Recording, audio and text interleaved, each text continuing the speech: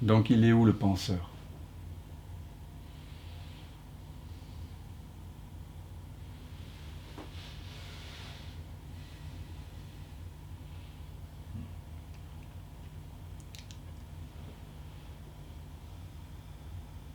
Et s'il y avait simplement pensée? Voilà. Il y a pensée. Il y a des pensées. J'ai des pensées qui apparaissent comme vous. Ça apparaît, ça disparaît. C'est pas parce qu'il y a des pensées qu'il y a un penseur.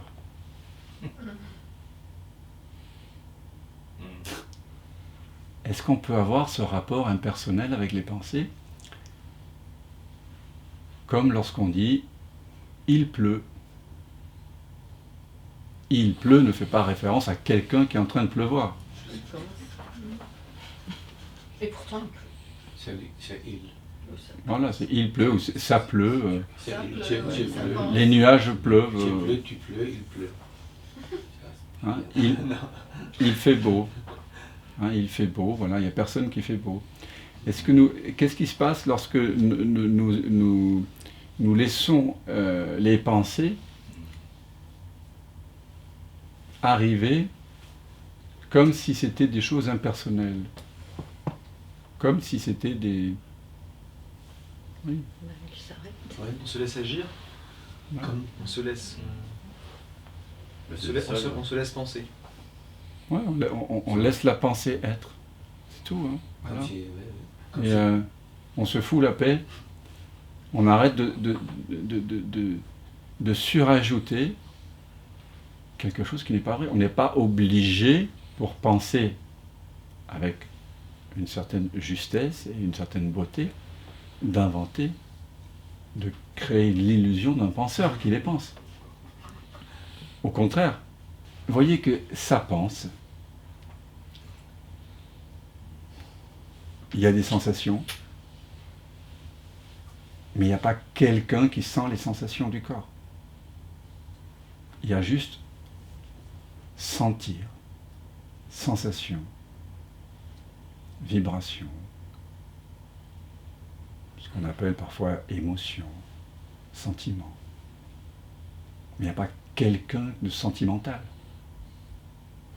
Il y a une tristesse qui apparaît, mais il n'y a pas quelqu'un qui est triste.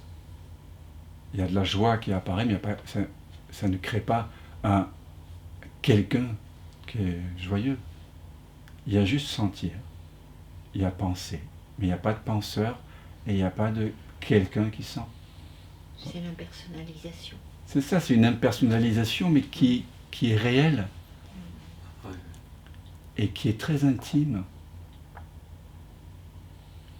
C'est pas une impersonnalisation pour refuser de sentir. Au contraire. Du coup, quand on sent qu'il y a les sensations du corps, on ne crée pas de distance, on ne crée pas quelqu'un qui sent et quelque chose qui est senti. Un penseur est quelque chose qui est pensé. La pensée devient aussi intime, aussi proche de nous que le parfum de l'encens. Donc le son...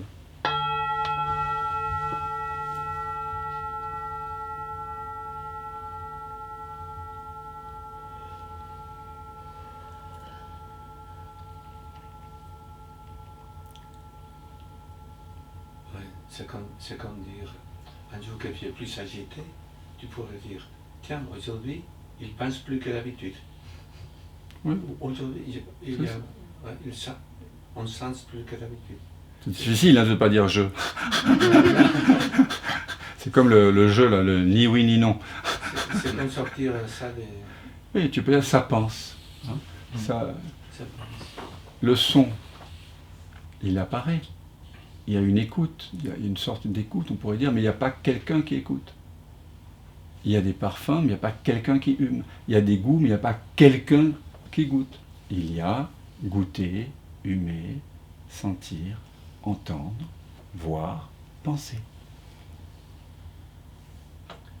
C'est comment de voir comme ça. Ah, c'est doux, ça fait du bien. Il y a la respiration, C'est et ça. la personne qui respire. Ouais, c'est ça, c'est exactement. Voilà. Malheureusement, ça me fait poser beaucoup de questions. Alors, quel genre de questions? Bah, du coup, si c'est impersonnel et c'est juste une pensée ou une action qui pourrait en découler, pourquoi on chercherait une perception agréable ou une perception désagréable? Parce qu'on ne se connaît pas. On croit qu'on est l'auteur. Parce que, en fait, quand on croit être un auteur, c'est pareil. On a tout un registre de cases à cocher qui nous font dire qu'on va atteindre plus de bonheur dans telle perception qu'une autre. On ne sait pas, en fait. Toute perception est susceptible, puisqu'elle est faite, en plus de nous, elle est susceptible de révéler le bonheur que nous sommes. Il n'y a aucune perception qui peut, en essence, nous éloigner de qui nous sommes. Si tu cesses de te prendre pour quelqu'un de séparé, tu peux avoir une douleur, bien sûr. C'est naturel d'essayer d'éviter une douleur. Mais tu ne vas pas essayer d'éviter une émotion, du coup. L'émotion en elle-même n'est jamais douloureuse. La douleur que l'on ressent, c'est parce qu'on croit qu'il y a quelqu'un et que le quelqu'un ne devrait pas ressentir cette émotion. Si simplement tu laisses l'émotion être, c'est pas de la douleur que tu ressens, c'est de l'intimité. Parce que c'est le déploiement émotionnel, ce déploiement énergétique. Il apparaît en toi, il disparaît en toi. Ça s'auto-libère. Ouais, c'est ça. Il est connu par toi et ultimement il est fait de toi. Comme une vague dans l'océan. L'océan n'essaie pas de lutter contre une vague, préfère pas les grandes vagues ou les petites. La vague apparaît, elle disparaît. Et donc c'est chaque fois, chaque perception est susceptible de te ramener à toi-même. Par exemple, on choisit bien de manger quelque chose, on sait que ça va nous plaire, et de ne pas manger un aliment que... Enfin, j'ai un peu du mal à concrètement à le...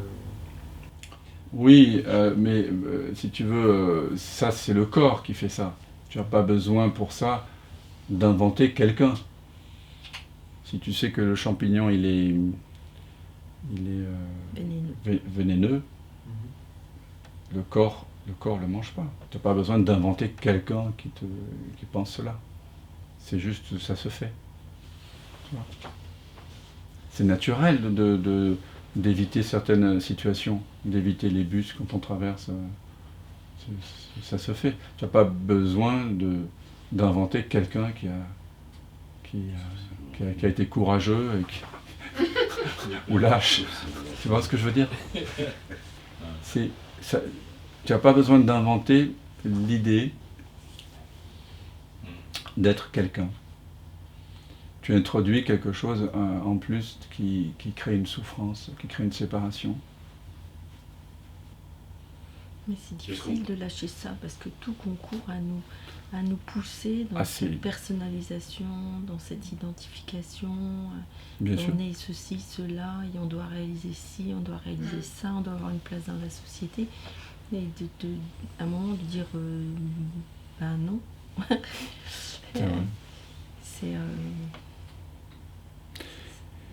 C'est pour ça que, comme disait Shankara, tant qu'il n'y a pas le désir de libération de l'ignorance n'est pas arrivé à une puissance aussi forte que celle qui serait le désir de quelqu'un de respirer à nouveau alors qu'on le maintient depuis 2 minutes sous l'eau, vous n'allez pas reconnaître et vivre à partir de cette présence. C'est pour ça qu'on revient généralement en satsang. Sauf si on trouve vraiment... Ceux qui ne reviennent pas en satsang, c'est soit que ça ne leur a pas parlé du tout, soit ils ont trouvé, soit ils ont tombé amoureux. Tu vois, on sort ton amour d'une femme et d'un homme. Et par exemple, Il revient après. ton petit Au mail, moment de la rupture.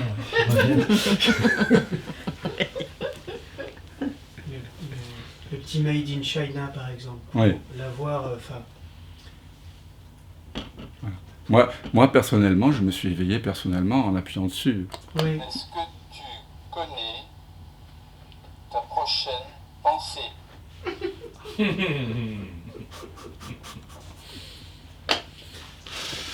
Mais d'une certaine manière, virtuellement, il faut que tu l'aies constamment. Parce que enfin, dans... Ah ben, je l'ai constamment avec moi. Je dors avec. Ça me réveille la nuit et tout. Quand Tu je l'as me acheté, rappelle. où alors? C'est vraiment à la tu vois, c'est genre, tu vois, il fait qui suis-je, hein, et alors, Est-ce que tu connais ta prochaine pensée?